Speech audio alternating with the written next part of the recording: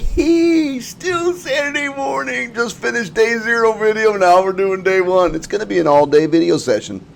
By the time I get to video number 6 or 7, it's going to be a little crazy, I think. Hopefully I'll finish those sometime this weekend. By the way, all of these videos in a nice organized fashion and manner can be found at www.nkinfinity.com.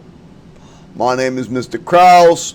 You could call me Mr. Key, and I'm going to continue to try to write neater. We'll see. So if you're in class, this first part will be a little bit more interesting, but as we since we are just on the video and you probably missed class or trying to figure this out, some of this stuff you won't be able to do. You'll see what I'm talking about in a second. But today we're going to talk about probability basics. We're just going to start you off slow, and then we're going to just hammer it into you. Probability is the study of... probability is the branch of mathematics that describes the pattern of chance outcomes. Ooh, I didn't leave you much room there. Chance outcomes. Now, normally I'd give you a few minutes to discuss with your neighbor this idea of randomness.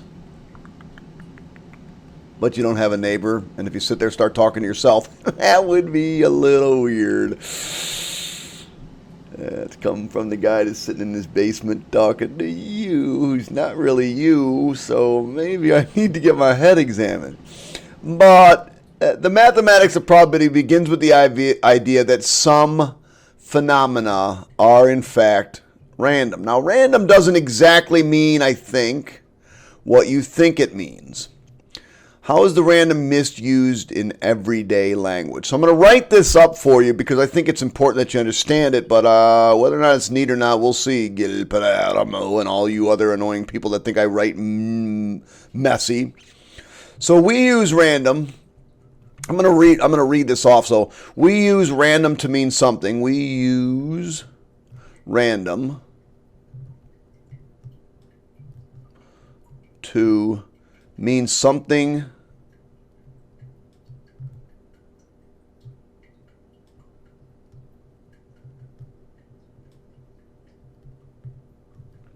is unpredictable when in fact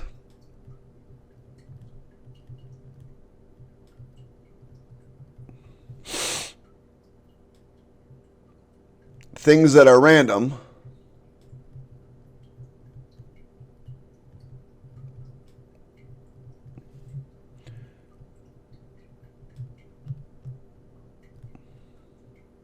have predictable outcomes.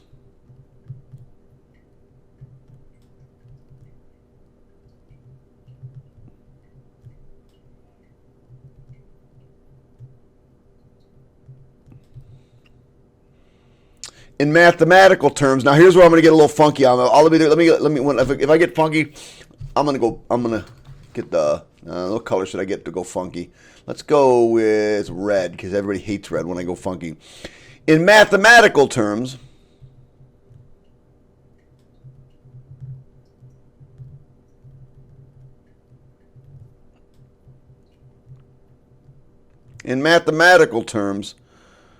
their theoretical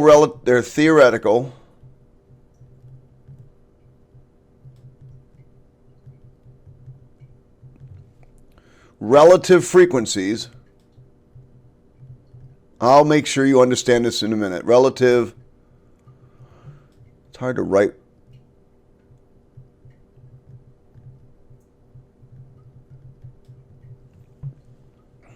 Relative frequency. Their theoretical relative frequency of all outcomes. Probably should have said the theoretical relativity. Of all outcomes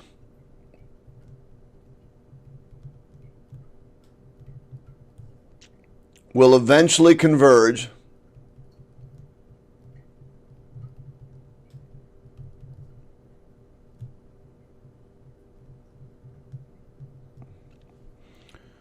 on a fixed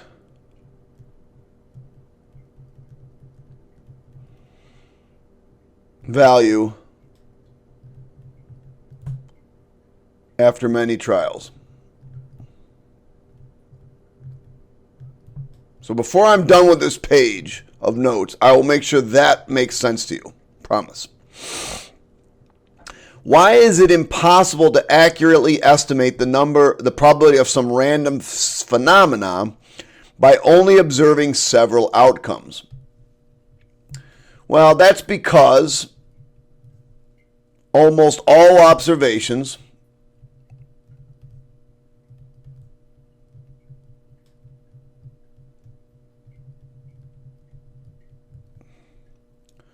are erratic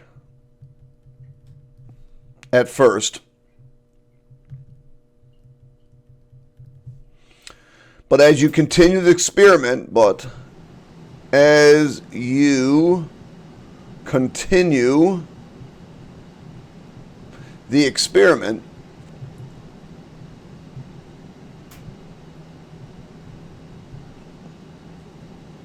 it will settle on the actual theoretical probability.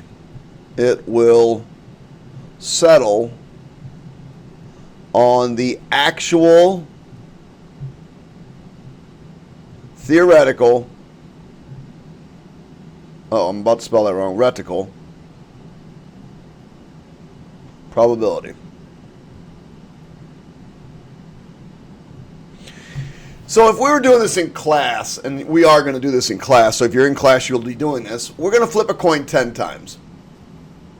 So you're going to record the number of heads you get, you're going to record the number of tails you get, and then we're going to take the class results, record the number of tails we get, record the number of heads we get, and then we're going to see how those are. Now, we'll be close. You know, this person may have, if they do it 10 times, they may have 8 heads and 2 tails. That means 8 out of 10 would be heads and 2 out of 10 would be tails. Does that mean the probability of getting heads is 8 out of 10 and the probability of getting tails is 2 out of 10? No. As I said up here, because all observations are erratic, you know, this could happen. This could happen, easily could happen. But as you continue, so when we do the entire class results, so we add up everybody's results, we should get closer and closer to the actual answer. Now, the theoretical probability of flipping a coin, I think you all know, the theoretical probability, which I can't seem to put, of flipping a coin is a half. So if I was to roll it to infinity, I would absolutely be at 1/2 and 1/2. Will that ever happen? Probably not. But let's go back to the definition up here. In mathematical theoretical relativity, all outcomes will eventually converge onto a fixed value, which is to say that all of them will eventually, if you were to do this for eternity, will eventually converge onto what the actual theoretical probability is. The probability of rolling a 1 on a single die is 1 out of 6. Now, if you were to roll a single die 1,000 times, it would probably not be perfectly 1 out of 6 that you get. You could roll, if you rolled it 1,000 times, you might only get 100 times ones. You might only get 50 times ones. But if you did it for 1 billion tries, you'd be really, really, really, really close to 1/6. So in mathematical terms, the theoretical, by when we talk about theoretical, they're talking about, okay, if all things were perfect and fair and you did it for 1 million billion times, like forever, the theoretical frequency of all outcomes will converge or go to one fixed value, and that is the theoretical probability. Again, it's erratic at first. So that's why if you only observe a few trials, generally it could be so erratic at first, but eventually it will converge and eventually it will go to its theoretical probability. So this is the way our stats teacher likes to talk about it. He says, odd things can happen in the short term, but the truth is always revealed in the long run. Essentially, this is the law of large numbers. You should always keep this in mind when you're talking about probability, because in the short term, weird things happen. In the long term, the truth is revealed. The theoretical probability is revealed. Well, let's see if my voice is going to match my video in this one. The last one I was just taking a look at, it wasn't matched very well, so I'll try to do it in shorter increments. Maybe it'll be better. I hope so. Otherwise, you're just going to have to deal with my mouth moving at a different pace than my video, and I will apologize for that. Sorry, kind of annoying. Anyway, random, unpredictable in the short term, but predictable in the long run. Random does not mean we don't understand what happens in the long run. Random doesn't mean it's just so, oh my God, nobody's going to know what happens. Random in the short term is unpredictable. In the long run, it's predictable. Random phenomena. Random phenomena have outcomes that are uncertain, but have outcomes that are uncertain, but over a large number, and I mean large number of repetitions,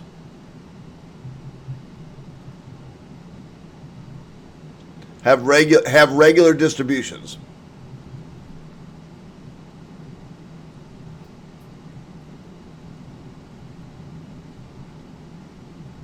And by regular distributions, I mean a certain number of ones, a certain number of twos, a certain number of threes, a certain number of heads, a certain number of tails, so on and so forth. Probability is the proportion. I'm going to define this a couple times. The proportion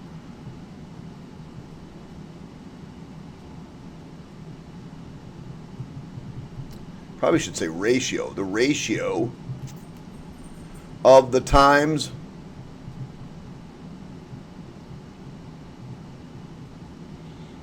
the outcome would occur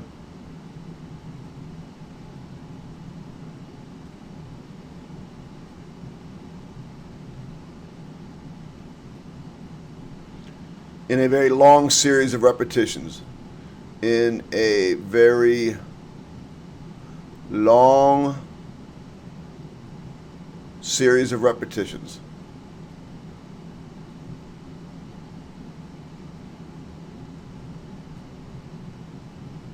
I probably mean the theoretical probability, but we'll keep talking about it.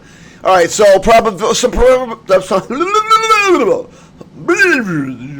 some probability vocabulary. An experiment.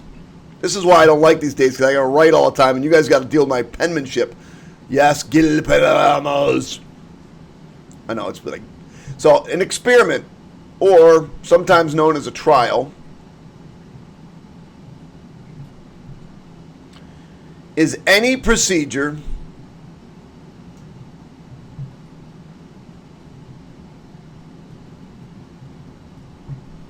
that can be repeated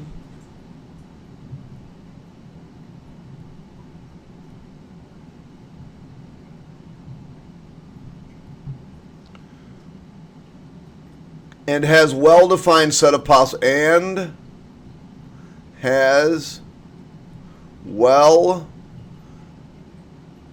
defined, probably should say, and has a well-defined set of possible outcomes. Defined set of possible outcomes.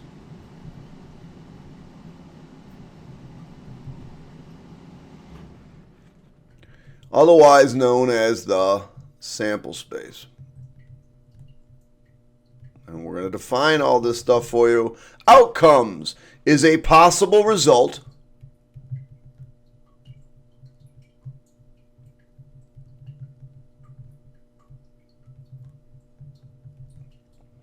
from a single trial of an experiment. From a single trial of an see, I didn't leave any room there. See, that's just poor writing, right? Marta, and I got to figure out what that other girl's name was because I had to throw a dodgeball at her because it was bad. Single trial of an experiment. An event.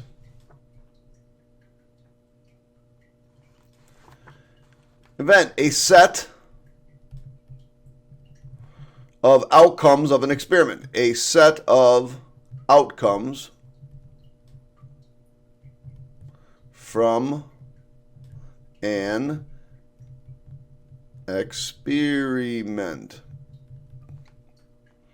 It is a subset of the sample space. It is a subset of the sample space.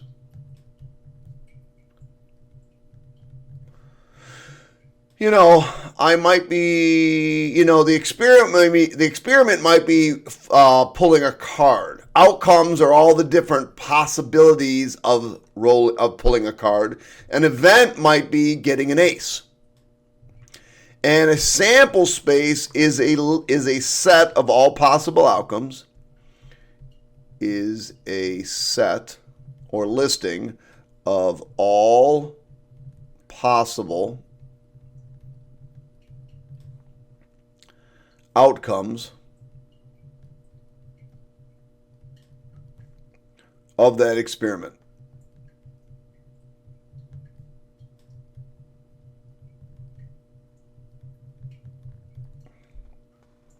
We're going to use set notation. Use set notation when you're listing out the sample space.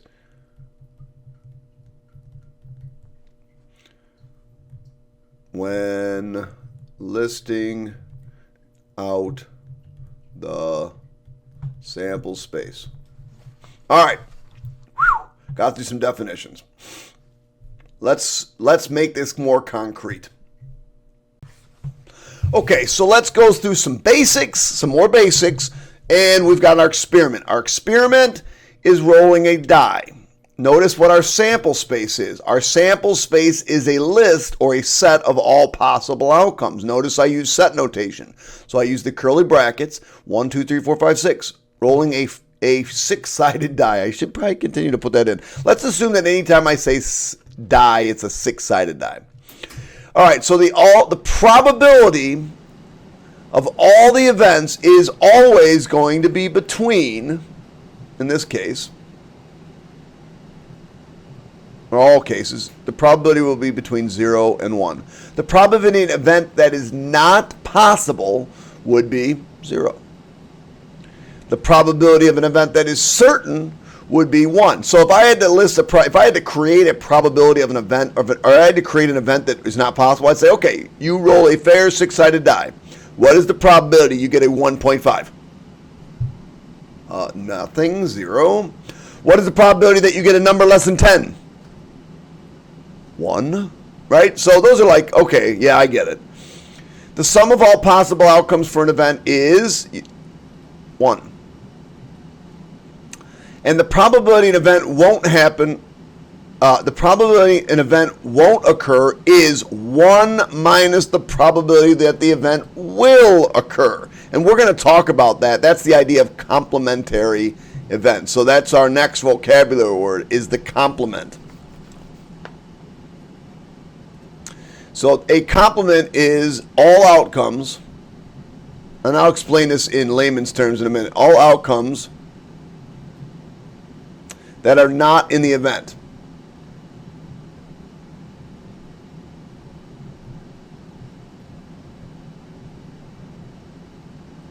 I sort of forgot the word E in event.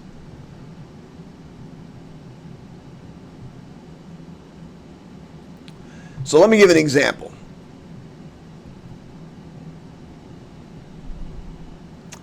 The event Getting a heads. Getting a heads. So the complement would be not getting a heads. Now, you could say getting a tails, but I'd rather you say you not getting a head. Or in this particular case, it could be tails. What if the event was getting a 2 on a die? Well, the complement would be not getting a 2. Wouldn't be getting a 1, 3, 4, 5, 6. You wouldn't say it that way. You'd say it's not getting a 2. So the probability of my event in this case would be 1 out of 2. The probability of the complement would be the probability of the complement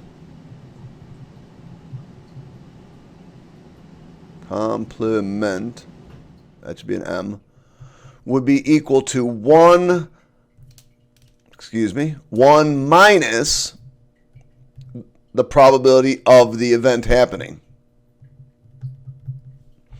Let me give you another example. My event might be rolling a 1. So the probability of my event is 1 out of 6. Now the complement is not rolling a 1. So the probability of the complement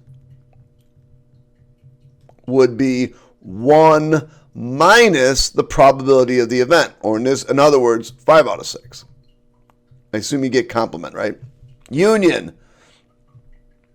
Union is the probability that at least one, so the probability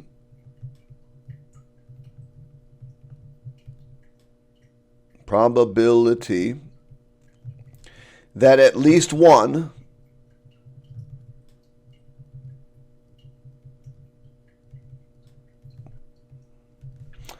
of 2 or more events occurs.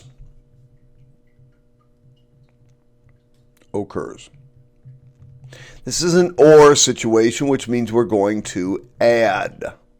For example, it's read. We read it like this: the probability of A or B.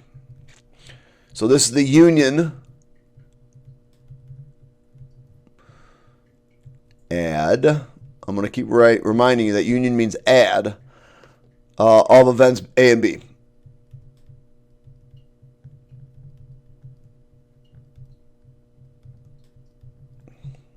Intersection. Now this is a little bit. Intersection is the probability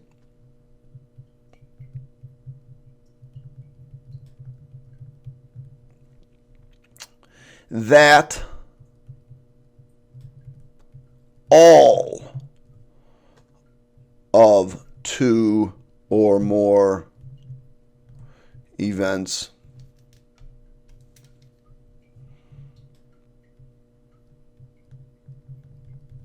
occur. And this is an and situation. And, forgot the N, I just went right from A to D. And, so this would be the probability of A and B. Intersection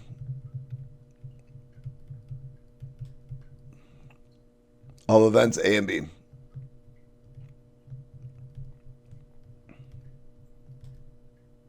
The big thing I want you to remember, this is we add. This is we multiply. If you have intersection, you're multiplying. If you have union, you're adding. It's like, this could happen or this could happen. We'll just put those together. Oh, no. With intersection, this has to happen and this has to happen. So that is very much less likely events. All right? Intersection, you have to have, all the things have to align, in Union, okay, this could happen or this could happen. That's fine. So remember, that's a huge topic in some probability that we're going to be doing. Okay, let's go. I'll give you a couple examples. Let's see. List the sample space for flipping a coin in an NFL game. Now, this is assuming that the official knows exactly what's going on. The sample space, oops, thought I changed letters. The sample space would be, we're going to do it in set notation. I know some of you don't like making curly brackets, heads or tails. That's it. A board game is created using only digits. So you got a board, and you're going to throw a coin on the board, and you want to list the sample space for all possible outcomes. Now, let's assume it can't land on a line. So the sample space would be 0 digits. 1, 2, 3, 4, 5, 6, 7, 8, and 9. There are 10 outcomes for listing the sample space. All right, theoretical probability. Now, this is where I really want you to understand this. Is the likeliness of an event, is the likeliness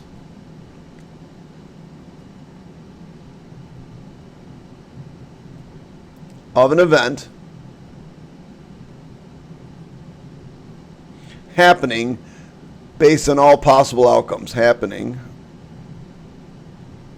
based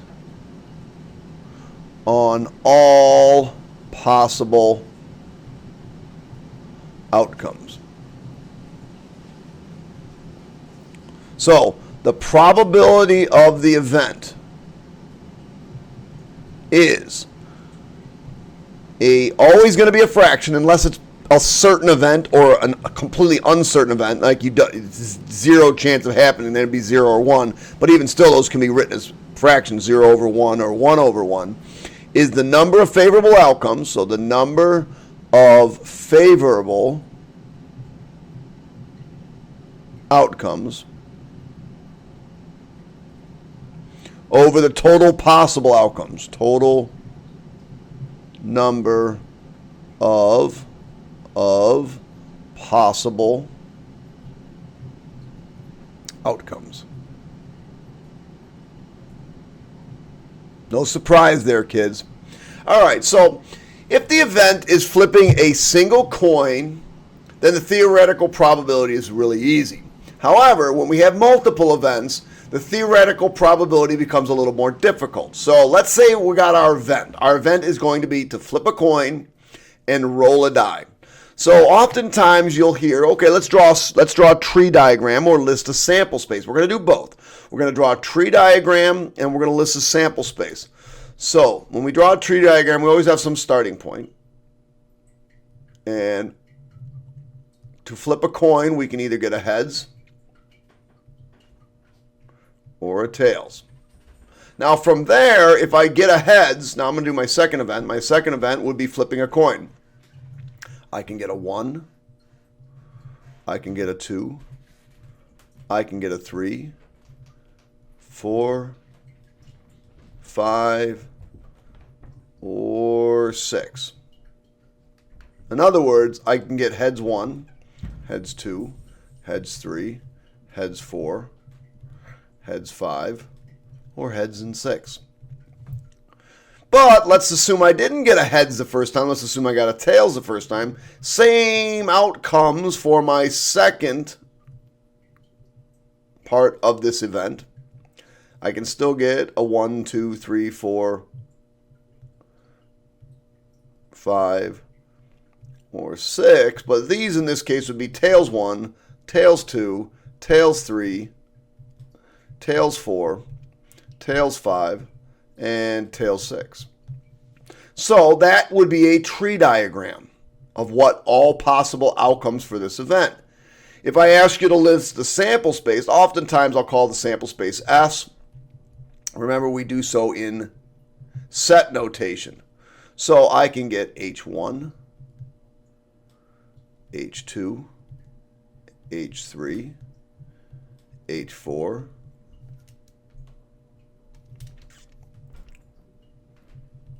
H5, H6, or tails 1, tails 2, tails 3, tails 4, tails 5, or tails 6. Try to do it relatively neat. You want to do it in set notation, so we need curly brackets because that tells me that it is a set of values. Okay? Counting principle. I'm going to give you the theoretical definition of this, and then I'm going to make it really easy for you. If event M has M possible outcomes, and event N has N possible outcomes, then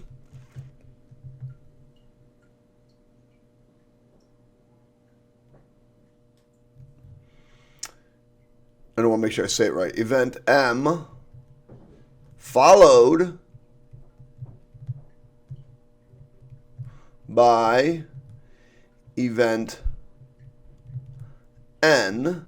In other words, it's an intersection of these events, the two events happening, one and then right afterwards another. So the event M immediately followed by event N has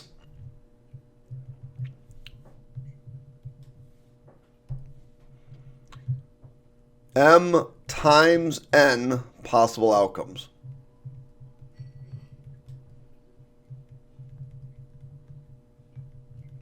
Let's take a look at the event we just talked about.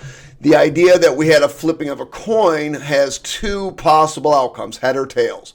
Rolling a die has 6. So what are the total number of possible outcomes? That would be 2 times 6, or 12. And if you look back here, notice there were 6 here and 6 here. So there were 12 possible outcomes. And that's the counting principle, outcomes. That is the counting principle. You've discussed that before. So draw a tree diagram. Draw a tree diagram to show all the possible outcomes of flipping a coin 3 times. All right, well, that's pretty simple. Do it in green. Make myself happy. Green. Heads, tails. After I get a heads or tails, I could get a heads or a tails. You know what? I'm going to do this in a different color, just to show the different things. Just because I think I have the possibility of doing it, so I can go heads or tails on the second coin flip, heads or tails on the second coin flip, or on the third coin flip, I can also get heads or tails, heads or tails, heads or tails, heads or tails. So let's talk about the counting principle. How many possible outcomes are there?